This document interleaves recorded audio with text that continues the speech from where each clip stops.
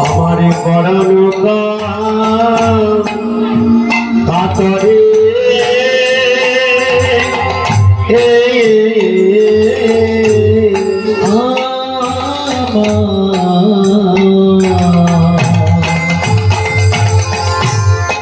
हमारे परानो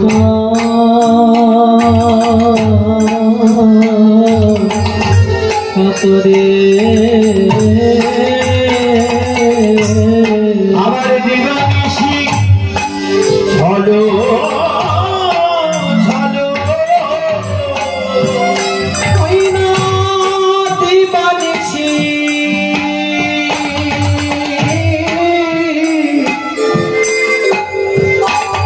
ওই না চলো চলো ওই দিবানিশি চলো চলো রাখি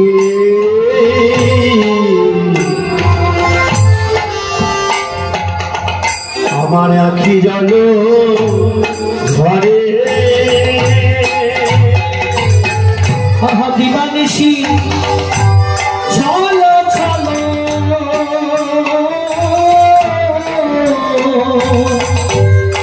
দিবানিশি চলো চলো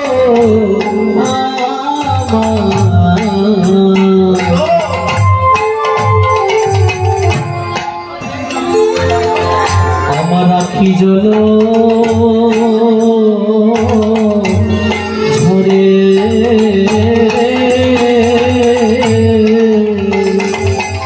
বলি সদাই ঝরিছে সদাই ঝরিছে বলি সদাই ঝরিছে সদাই ঝরিছে ওই দিবানিশি নয়ন সদাই ঝরিছে দিবানিশি সদাই ঝরিছে ওই দিবানিশি নয়ন জল সদাই ঝরিছে দিবানিশি নয়নের জল সদাই ঝরিছে সদাই ঘুমরে কাঁদিছে ঘুমরে কাঁদিছে ঘুমরে কাঁদিছে সদাই ঘুমরে কাঁদিছে ওই হিয়ার মাঝে পরাণ আমার কাঁদিছে ওই হিয়ার মাঝে পরাণ আমার ঘুমরে কাঁদিছে আমার হিয়ার মাঝে পরাণ আমার ঘুমরে কাঁদিছে ওই হিয়ার মাঝে পরাণ আমার গৌরী গৌরী বলতে বলতে সবাই কাঁদিছে সবাই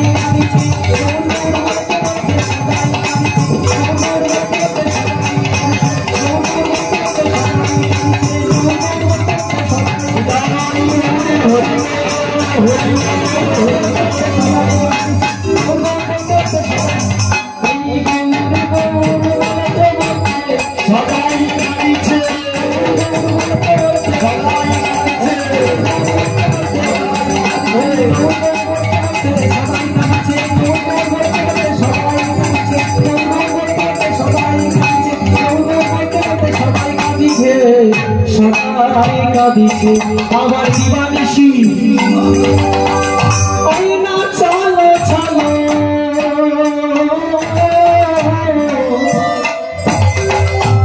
দিবানিশি চলো চলো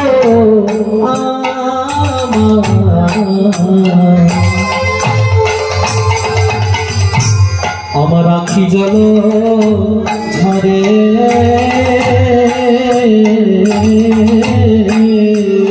আখি জলো ঝরে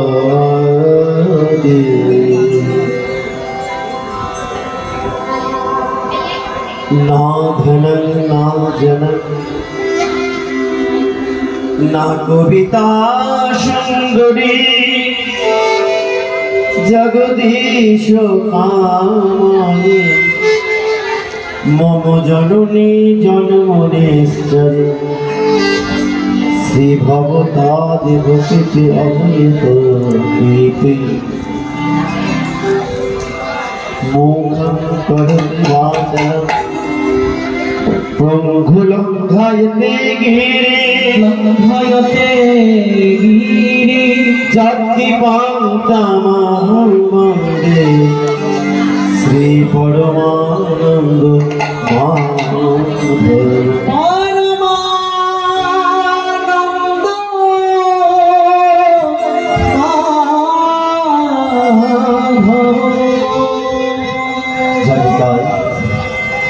উপস্থিত সকল ভক্তবৃন্দ শ্রীচরণে জানাই আমার কোটি কোটি ধন্যবাদ প্রণাম। গায়িকা মহাপ্রভু যখন রামানন্দের সাথে সাক্ষাৎ করেছিল, সেই প্রভুরে বুঝলে গোদাবরী নদীর তীরে মহাপ্রভুর সঙ্গে সাক্ষাৎকার হয়ে মহাপ্রভু রামানন্দকে কতগুলো প্রশ্ন করেছিল। মহাপ্রভু প্রশ্ন করেছিল আর রামানন্দ উত্তর দিয়েছিল। বলেছিল মহাপ্রভু জিজ্ঞাসা করেছিল, রামানন্দ তুমি বলো সম্পত্তির মধ্যে জীবের কোন সম্পত্তি গণী?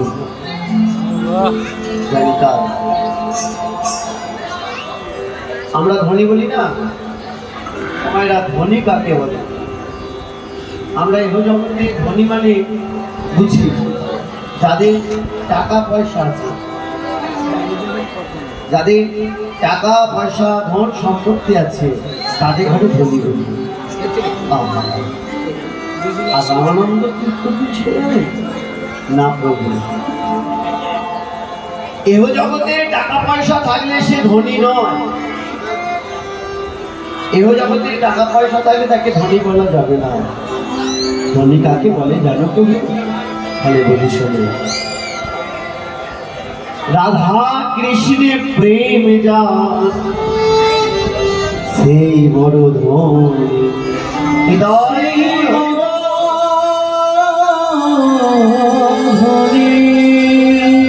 রাধা কৃষ্ণে যার প্রেম আছে সেই হলো জগতের ধনী। এরকম অনেক প্রশ্ন করেছিল রামানন্দ। মহাপ্রভু বলেছিল যে দুর্দিন আর সুদিন কোনটি? জানি তাই মায়েরা এত কথা বলছেন কেন? ও মায়েরা, খারাপ দিন আর ভালো দিন কাকে বলে জানেন? আমরা খারাপ দিন মানে কি মনে করি? এই যে দিন দেখবেন 3 দিন 4 দিন ধরে বর্ষা নেমে গেছে, সবসময় বর্ষণ হয়ে যাচ্ছে। আমরা অনেকে বলি না কি দুর্দিন করেছে, বাইরে বেরোতে পারছি না, ঠিক না? কিন্তু রামানন্দ মহাপ্রভুকে কি বলছে জানেন? প্রভু তুমি সুদিন আর দুর্দিন খুঁজছো। শোনো, কাকে সুদিন আর কাকে দুর্দিন বলে জানো?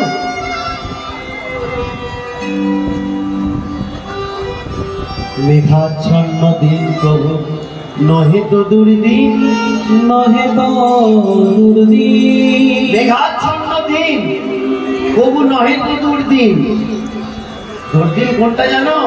কৃষ্ণ কথা বিহীন দিন সে বড় দুর্দিন। কৃষ্ণ বিহীন দিন সে বড় দুর্দিন। মেঘাচ্ছন্ন দিন কবু নহে তো দুর্দিন। ওমায়েরা, যারা বৈষ্ণব, যারা গৌর ছাড়া গুরু ছাড়া আর কিচ্ছু জানে না, তারা মেঘাচ্ছন্ন দিনকে বলে সুদিন। কেন? আজকে বাইরে কোথাও যেতে হবে না, আজকে 24 ঘন্টা গুরু গৌরাঙ্গের স্মরণে থাকবে। আর দুর্দিন কবে জানেন? যেদিন কৃষ্ণ কথা বলা হয় না, হরি কথা বলা হয় না, যেদিন গুরু গৌরাঙ্গের স্মরণ নেওয়া হয় না, সেদিন বড় সত্যি সেই দিনটা খারাপ নয় বলুন। তাই আজকে শুভ দিন, আজকে খুব সুদিন। কেন? আজকে আপনাদের এখানে আমি কীর্তন করতে এসেছি। আর সেই প্রভাতকালে সূর্য উঠেছে, সেই থেকে কীর্তন আর সাধন হচ্ছে। কত কীর্তনিয়া কীর্তন করে যাচ্ছে। আমরা সারাদিন আজকে কৃষ্ণ কথা, গৌর কথা, গুরু গৌরাঙ্গের কথায় স্মরণে রয়েছে। তাহলে আজকে সুদিন নয়? এই জানি তাই বাবা, আজকে সুদিন তো নাকি? এই সুদিন কিন্তু সবসময় পাওয়া যাবে না। কালকে হবে, তারপরে আর হবে। তাই আজকে হলো সুদিন। এই রামানন্দকে মহাপ্রভু পরবর্তীকালে একটা প্রশ্ন বলে উত্তর দিয়ে মানে আদেশ করেছিল। আদেশটা কি জানো? রামানন্দ শোনো, কৃষ্ণে ভক্তি যুক্ত মন যদি তুমি একটা পাও, তবে সেটা তৎক্ষণাৎ কিনে নাও। কৃষ্ণে ভক্তিযুক্ত মন, কৃষ্ণে ভক্তিযুক্ত মন কাকে বলে জানেন? জানিকাই মায়েরা, এই যে হরি কথা শুনবো, হরি কথা বলবো, হরি কথা বলাবো, এটাই হলো কৃষ্ণে ভক্তিযুক্ত মন। রামানন্দকে বললো তুমি কিনে নাও, কিনে নাও। তখন রামানন্দ বলল প্রভু আমি কি দিয়ে কিনবো? কি দিয়ে কিনবো? মহাপ্রভু রামানন্দকে বলছে শোনো, এই কৃষ্ণে ভক্তিযুক্ত মন যদি তোমায় কিনতে হয়, এই প্রাকৃতিক জগতের টাকা পয়সা দিয়ে কেনা যাবে না। আহা সুন্দর কথা দেখো, প্রাকৃত জগতের টাকা পয়সা দিয়ে কেনা যাবে না। কৃষ্ণে ভক্তিযুক্ত মন যদি কিনতে হয়, এই তিনটি বিষয়ের দ্বারা কিনতে পাওয়া যাবে। তোমার কাছে একটা মূল্য আসবে, যে মূল্যটার নাম হলো শ্রীপাদ গোস্বামী বলেছে তাত্র বিলল্য হি মূল্যমি গালাম, অর্থাৎ লালসা রূপী মূল্য। লালসা এও জগতের টাকা পয়সা না, লালসা। এই লালসা রূপী মূল্য কোথায় পাওয়া যাবে? তখন মহাপ্রভু রামানন্দকে বলছে কোথায় পাবে জানো? এই তিনটি স্মরণ নাও, সদা সর্বদা হৃদয়ে তিনটি জিনিস বেঁধে রাখো, আর সেই আচরণটা করে চলো, দেখবে তোমার লালসার মূল্য লাভ হয়ে যাবে। এই তিনটি আচরণ কি কি? বৈষ্ণবীর চরণে ধুলি, আরে বৈষ্ণবীর চরণে ধোয়া জল, চরণে ধোয়া জল, আরে ভক্ত ভক্ত অবশিষ্ট এই তিন মহান,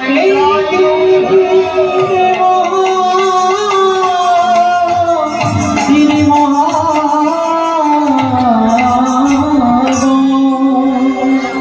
কি বলেছে? বৈষ্ণবের চরণ যদি তোমাকে গায়ে মাখতে হবে, আর বৈষ্ণবের চরণে ধোয়া জল সেবন করতে হবে, আর ভক্তভুক্ত অবশিষ্ট বৈষ্ণব প্রসাদে উঠে গেলে সেই প্রসাদ তোমাকে গ্রহণ করতে হবে। তাহলে তোমার মধ্যে ওই ভক্তিরূপী লালসারূপী মূল্য পাওয়া যাবে। আর এই লালসারূপী মূল্য পেলেই তোমার কৃষ্ণ প্রেম লাভ হয়ে যাবে। তাই আজকে আমাদের ঘরে সকলকে এখানে উপস্থিত হয়েছে ওই চরণ ধুলা মাত্র হয়ে। মহাপ্রভুর কথায়, শ্রীপাদ গোস্বামীর কথায় আমাদের ঠিক তাই করতে হবে। কি করতে হবে গো? বৈষ্ণবে চরণে ধুলি, ধুলি অঙ্গে মাখো, চরণে ধুলি অঙ্গে মাখো, বৈষ্ণবে চরণে ধুলি, ধুলি অঙ্গে মাখো, চরণে ধুলি অঙ্গে মাখো, তোমার কৃষ্ণ বলে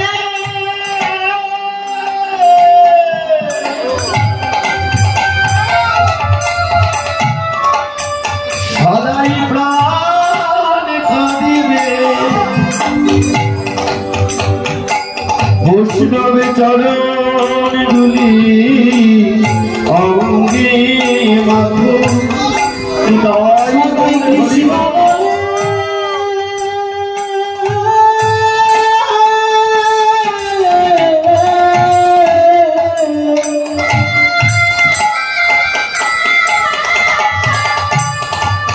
কৃষ্ণ বলে তোমার কানে কাঁদিবে চরণ ধুলি অঙ্গে মাখো আমার সদাই কৃষ্ণ বলতে নয়নে ঝুড়িবে বৈষ্ণবে চরণ ধুলি অঙ্গে মাখো সদাই কৃষ্ণ বলে তোমার নয়নে ঝুড়িবে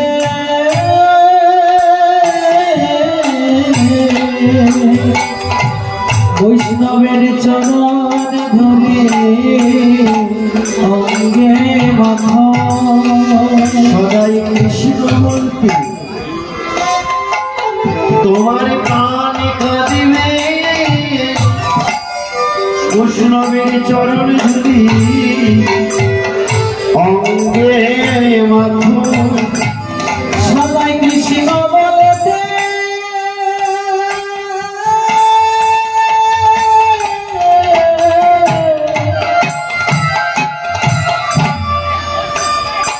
তোর নয়ন ঝুড়বে চরণ ধুলি অঙ্গে মাখো আমাকে আমরা কেউ পাচ্ছি না, আমরা কেউ বৈষ্ণবের একটু খেতেও ভালোবাসি না, আর বৈষ্ণবের চরণ ধুলি মাখতেও ভালোবাসি না। কিন্তু বিশুদ্ধ শাস্ত্র বলছে যতক্ষণ না আপনি বৈষ্ণবের চরণ ধোয়া জল আর বৈষ্ণবের একটু প্রসাদ পাচ্ছেন ততক্ষণ যে আপনার মধ্যে প্রেম আসবে না, ভক্তি আসবে না। আমরা বৈষ্ণবের একটু খেতে পারি না জানেন, মান অভিমানের জন্য। আর হরিদাস ঠাকুর, হরিদাস ঠাকুর মহাপ্রভু যখন মহাভাব প্রকাশ করেছিলেন শিবাসাঙ্গীরায়, জানি তাই একবার শিবাসাঙ্গীরায় মহাপ্রভু সাতপ্রহরিয়া মহাভাবে আবিষ্ট হয়েছিল, আর আবিষ্ট হয়ে ওই ভক্তগণের মধ্যে বর প্রদান করছিলেন। ভক্তগণ, আজকে আমি তোমাদের ঘরে যে যা চাইবে তাই দান দেব, যা চাইবে যা বর চাইবে তাই পাবে। সেদিন সেই বৈষ্ণবদের মধ্যে নামাচার্য হরিদাস ঠাকুর ছিল।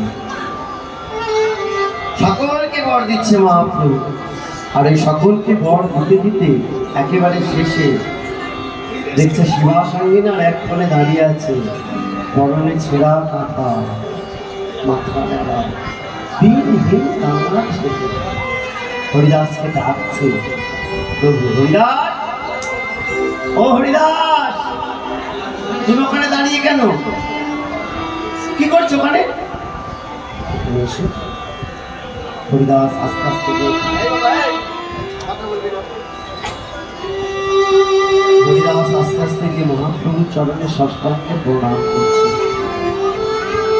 মহাপ্রভু হরিদাসকে বলছে, ওঠো হরিদাস, ওঠো, আজকে দেখতে পাচ্ছ না এদের সকলকে বর দিয়েছি, তোমাকে বর দেব, তুমি বলো কি বর চাও? জানো হরিদাস, তোমারে ধরিয়া মারিলে যে যবনগণে, যে যবনগণে তাদের মঙ্গল চিন্তা তুমি করলে ভালো মনে, তাদের মঙ্গল চিন্তা তুমি করলে ভালো। তোমাকে 22 বাজারে বেত্রাঘাত করেছিল মনে আছে? আমি বেত্রাঘাতের আঘাত সহ্য করতে পারিনি, আমি সুদর্শনকে ডেকে বলেছিলাম, যাও আমার হরিদাসকে যারা আঘাত করছে তাদের নিধন করো। হরিদাস মনে পড়ে সেই কথা, সেদিন তুমি কি বলেছিলে? প্রভু এরা জানে না এরা কি করছে। এরা ক্ষুদ্র মনের মানুষ, এদের তুমি ক্ষমা করো, এদের ব্যাপারটা আমার ওপর ছেড়ে দাও। তুমি সুদর্শন ফিরিয়ে নাও প্রভু। কেন? তুমি না করুণা ঠাকুর, তুমি সুদর্শন ধরছ। মনে করে সেদিন আমি সুদর্শন ফিরিয়ে নিয়েছিলাম, আর সুদর্শন ফিরিয়ে নিয়ে ওই তোমার অঙ্গের চাবুকের আঘাত, বেতের আঘাত আমি সহ্য করতে পারিনি। তাই কি করেছিলাম জানো? ওই তোমার ওই অঙ্গের আঘাত আমি নিজের অঙ্গে লই, আমি নিজের অঙ্গে ওই তোমার ওই অঙ্গের আঘাত আমি নিজের অঙ্গে নিজের অঙ্গে। এই দেখো তার চিহ্ন আছে, আমি বিছানা দিকে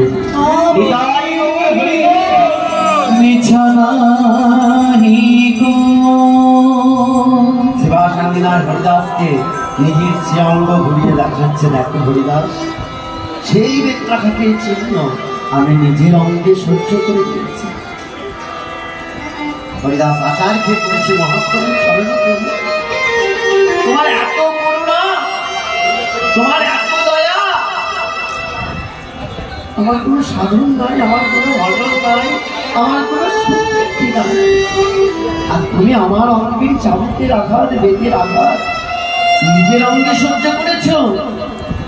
প্রভু, এতে তো আমার তোমার চরণে অপরাধ হয়েছে প্রভু, তাই তুমি আমায় বর দিতে চাইছো। ঠিক আছে, তুমি আমায় বর দাও। প্রভু, তুমি আমার অঙ্গের আঘাতে সহ্য করেছ, এতে তো আমার তোমার চরণে অপরাধ হয়েছে, তাই আমার যা কর্মফল আমাকে মনে হয় আবার পশু কুলে জন্মাতে হবে। পশু কুলে জন্মাতে হবে। হ্যাঁ প্রভু, আমাকে মনে হয় আবার পশু কুলে জন্মাতে হবে, তাই তোমার চরণে একটা ভর চেয়ে দিচ্ছি, তুমি আমায় এই ভর দাও। দেবে তো? মহাপ্রভু হরিদাস, তুমি দৈন্য সম্প্রাহন করো, তোমার দৈন্য তো আমার পক্ষ বেরিয়ে হয়ে যায়। না প্রভু, আমি ওসব কথা শুনবো না, আমি যা বর চাইবো তুমি দেবে বলো। মহাপ্রভু বলছেন ঠিক আছে, চাও দেখি তুমি কি বর চাও। হরিদাস মহাপ্রভুর কাছে কি বর চেয়েছিল জানো? এই দেখুন, হরিদাস সাক্ষাৎ মহাপ্রভুর কাছে বর চাইছে। ভগো সুচির নন্দন বাবু, এই কৃপা করো গৌরী, ভগো সুচির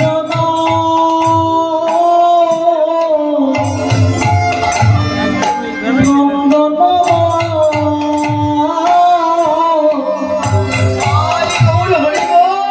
এই কৃপা করো মনে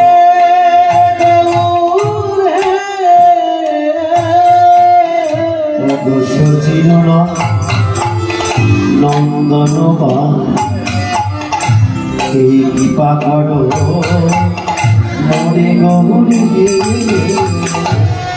ভগো সুচির জনবা এই কৃপা করো মরে গুণে। জানেন, একটি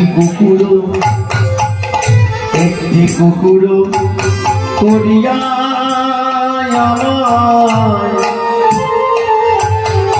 আমায় রাখো বৈষ্ণব গৌরী হে।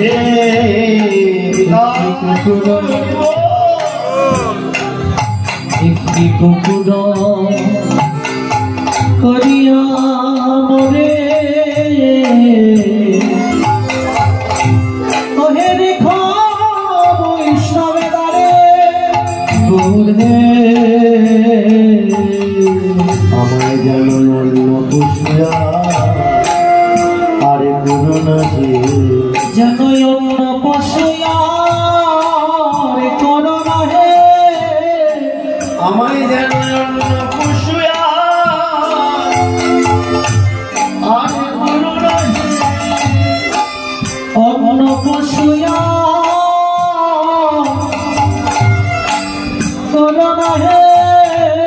আমায় বৈষ্ণবে দাঁড়ে বৈষ্ণবে দাঁড়ে একটি কুকুর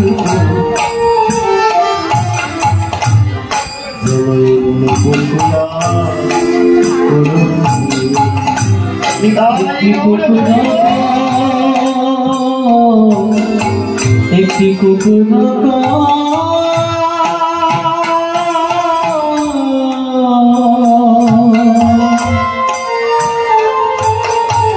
করিয়া রেখো আমায় অন্য কিছু করো না হে আমায় বৈষ্ণবে দাঁড়ে বৈষ্ণবে দাঁড়িয়ে কুকুর যেন অন্য বসিয়া করোনা হে আমায় বৈষ্ণবে দাঁড়ে আমায় বৈষ্ণবে দাঁড়ে কুকুর আমায় বেদানে জানায় আমায় বৈষ্ণবে দাঁড়ে কুকুর আমায় বেদানে জানায় আমায় অন্য পশু করো না আমায় বেদানে জানায় দিলাম আমায় বৈষ্ণবে দাঁড়ে কুকুর করো হরিদাস দেখেছেন বৈষ্ণব কাকে বলে? যে হরিদাস ঠাকুর দিন রাতে 3 লক্ষ নাম জপ করত সেই হরিদাস ঠাকুর মহাপ্রভুকে বলছে যে প্রভু আমার সাধন ভজন স্বীকৃতি কিচ্ছু নাই।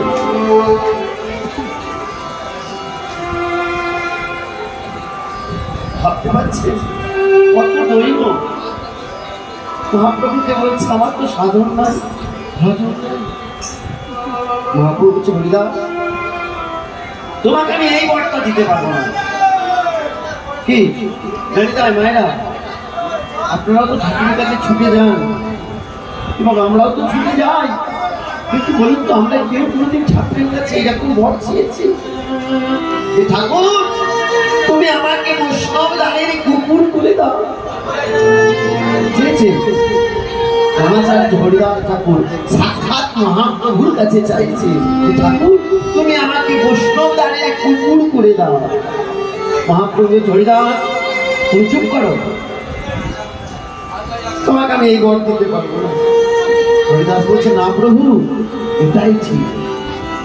কেন জানো হরিদাস ঠাকুর কি বলছে দেখুন মহাপ্রভুকে কেন কুকুর হতে চাইলো? কেন জানো প্রভু?